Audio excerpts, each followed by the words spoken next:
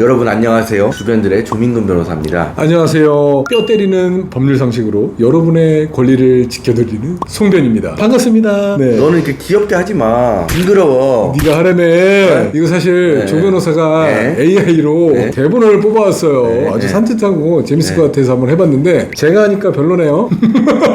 오늘은 이혼 사건에서 네. 이런 것도 내가 분할해서 받을 수 있나? 이런 것도 내가 분할해 줘야 되나? 아, 많이 준비해 오셨어. 우리가 이혼 사건을 진짜 부지기수로 하잖아요. 실제로 다 분할해 본 것들이야. 맞아. 우리가 어떤 거를 이거 분할되나 싶을까? 부동산이 있다, 예금이 있다, 이런 것들은 다 분할되죠. 핵심적인 것 중에 하나 제가 일단 먼저 말씀드릴게요. 부동산 같이 처분이 쉽지 않은 재산 같은 경우에는 사실심 변론 종결 시점에 기준으로 분할을 해요. 네. 사실심 변론 종결 시점이 언제냐면 소송에서 가장 가까운 기간, 현재 시점이에요. 그 시점을 기준으로 부동산은 분할을 하고, 예금 채권 같은 거 있죠. 네. 금융자산, 네. 이런 것들은 따로 파탄 시점을 정하는데 통상적으로는 소재기 시점, 이때쯤이 됩니다. 이때쯤을 기준으로 해가지고 분할 대상을 기준을 딱 찍어요. 일단은 이게 중요해요. 사실 일도양단할 수가 없는 게 그냥 돈으로 딱 남아있는 건 모르겠는데 약간 가치가 증감 변동하는 주식 같은 것들 있잖아요. 그런 것들은 사실심 변론 종결 시점에 가치가 달라질 수가 있어요. 요때 어떻게 하냐? 주식을 몇 주 대 몇 주 이렇게 분할한다고 한다면 말씀 주신 대로 파탄 시점을 잡고 분할해도 되고 변론 종결 시점을 잡고 분할해도 되는데, 보통 그러면 가진 사람한테 귀족하고 가치가 증감 변동하는데 분할할 때 일방이 다 가져가고 그 가치만큼 분할 비율대로 상대방한테 주는 경우에는 사실심 변론 종결 시점을 기준으로 판단을 해가지고 분할하는 경우도 있어요. 어떻게 분할하느냐에 따라서 조금 차이가 나긴 합니다. 근데 제가 오늘 이제 하려고 하는 얘기는 뭐가 중요하냐면, 퇴직금 분할 대상 됩니까? 퇴직금 당연히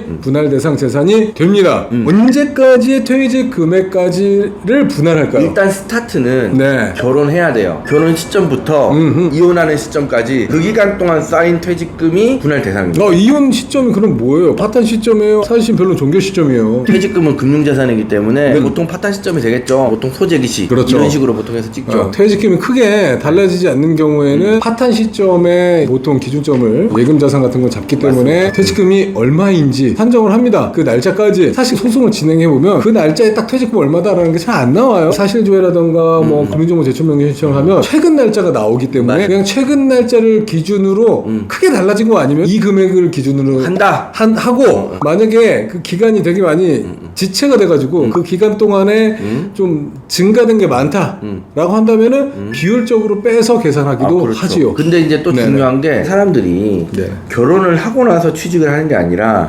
취직하고 나서 결혼하잖아요. 그럼 취업 당시부터 네. 결혼 직전까지는 네네. 분할 대상이 돼요? 분할 대상이 기계적으로 실무상 되지 않는 걸로 처리를 하고 있어요. 맞아요. 실무상으로는 취업은 했는데 결혼하기 전이다, 요 기간 동안은 분할 대상 재산을 안 봅니다. 실제로 불과 얼마 전 이혼 판결에서 겪었던 일인데, 저희는 주인 쪽이었어요. 상대방 쪽에서 결혼하기 전에 회사 다닐 때부터 다 청구한 거야. 이게 뭐냐, 말이 되냐, 내가 결혼 안 했는데 그것도 분할해줘야 되냐. 재판장도 이건 원고 대리인 말이 맞다, 이거는 사실 이 부분은 분할할 게 아닌데 피고 대리인 왜 그렇게 하셨죠? 혼인 전에 발생한 그렇죠. 퇴직금이기 때문에 그랬더니 특유 재산으로 처리가 되죠. 피고 대리인께서 저도 재판장님 말씀이 맞다고 생각하는데 우리 의뢰인이 요구했다 라고 얘기를 정말로 했어요. 완전 별로다. 진짜 그렇게 했어요. 그러면 안 되지. 사실 제가 생각하기로는 다른 재산에 비해서 기계적으로 혼인 전에 발생했다고 퇴직금을 잘라내는 것이 다른 재산을 분할하는 형평에 좀 맞지 않는 부분이 존재해요. 왜 그러냐면 실제로 혼인 전에 취득한 부동산 재산이라던가 예금 채권 이런 것들이 혼인 기간이 10년이 넘으면은 그냥 다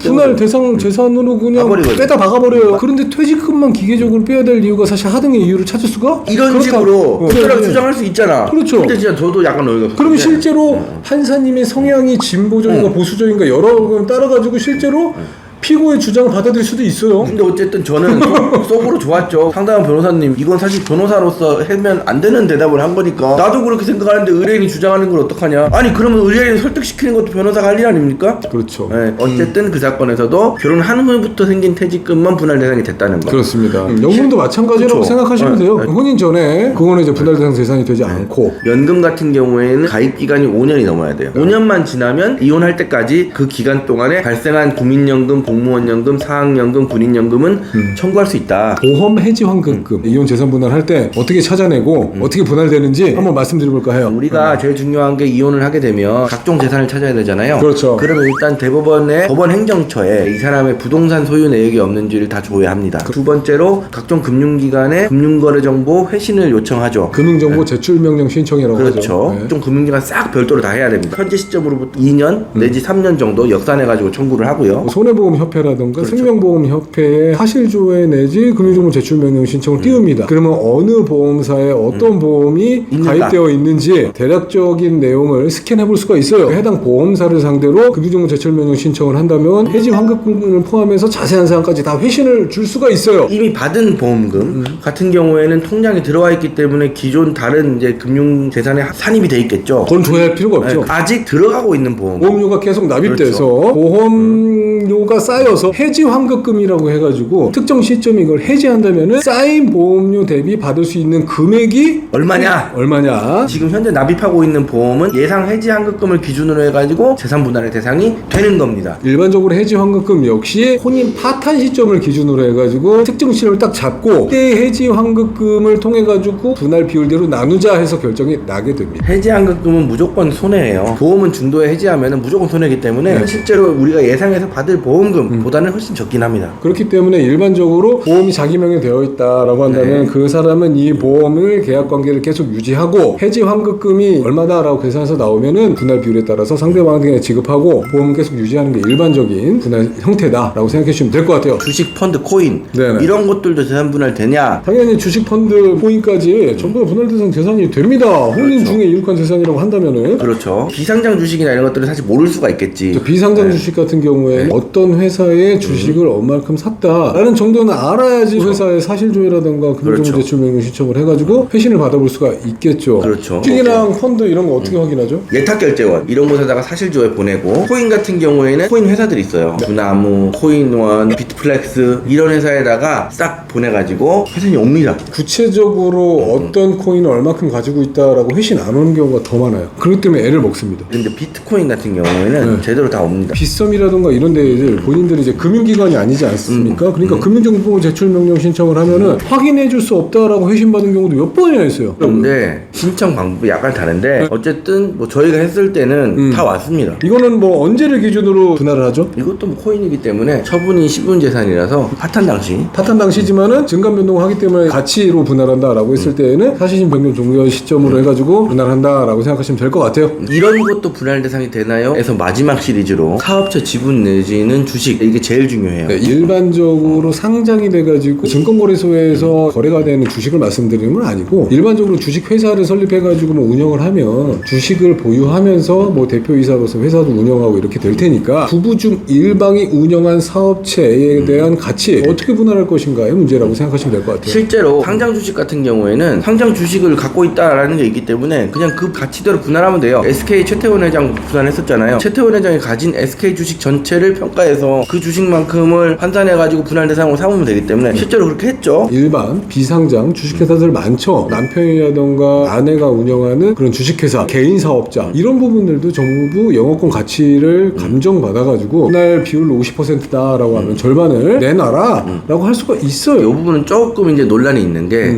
부부끼리 동업을 했으면 전혀 문제가 없는데 한쪽이 사업을 일으켰고 나머지 한쪽은 가정주부였다. 가정주부가 나의 내조로 인해서 이 회사의 가치가 이렇게 컸고 이 회사의 영업권 가치가 사실은 분할 대상이 당연히 돼야 되는 게 맞다라고 주장하는 게 사실 맞아요. 부부 중에 일방이 그냥 소유하고 있는 부동산 재산 같은 경우에는 분할 대상 재산이 된다는데 아무도 의문이 없어요. 근데 한 명이 운영하는 주식회사 명의로 부동산을 갖고 있다고 해가지고 그게 분할 대상 재산이 안 될 이유가 전혀 없죠. 왜냐하면 나도 그 사람이 그만큼 회사를 성장시키는데 굉장히 많은 기여를 했기 때문에 개인 사업체라던가 주식회사를 키우고 부동산을 소유하고 그런 과정에 있어서 또 다른 제3의 동업자가 있다던가 그것에 대한 가치를 쉐어해야 되는 이사가 있다던가 업체를 운영하고 있는 부부 중 일반이 적극적으로 소명해내서 그 가치만큼 빼내야 되겠죠. 그렇지 않고 부부 중 일방이 향유하고 소유하는 것으로 평가되는 가치 그거는 사실 분할 대상 해야 된다는데 사실 음료 여지가 없을 거예요. 법원에서는 이 부분에 대해서 조금 논란의 여지가 실제로 아직도 있긴 그렇죠. 합니다. 최태원 회장 같은 경우에도 1심에서는 그거는 안 된다고 봤죠. 안 된다고 봤고 항소심에서는 된다고 봤기 때문에 법원의 판사의 성향에 따라서 좀 다를 수는 있겠다. 최태원 회장 같은 경우는 주식 가치가 명확히 있기 때문에 또 더 쉬웠지만 개인 사업체나 이런 것들 같은 경우에는 법원이 아직은 적극적으로 열려있는 자세는 아니기 때문에 근데 하지만 저희는 충분히 그런 것들을 입증해가지고 배우자 중에 일방이 영업했더라도 그런 것들이